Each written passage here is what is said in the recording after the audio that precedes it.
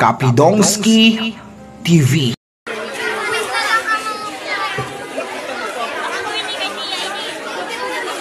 Shout out.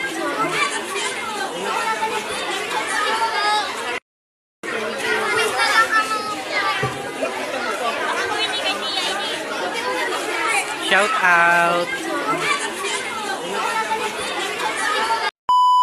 Hahaha, nakakatuwa naman mga kapitbahay ni Viancy, kinakiligan rin ang EDSI, hindi mapigilan ni ate at kuya ang kilig sa EDSI, hahaha.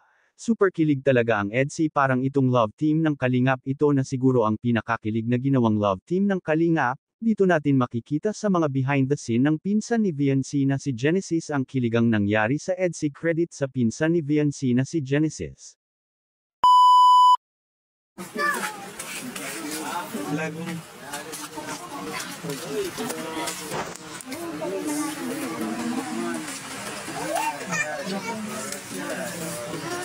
Sige, nakaw ka mo. Punta na kayo doon, sir.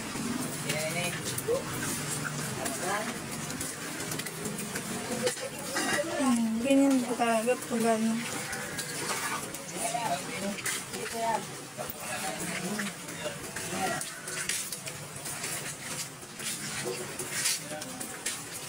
Hanggang dumalay sa court. Hi guys.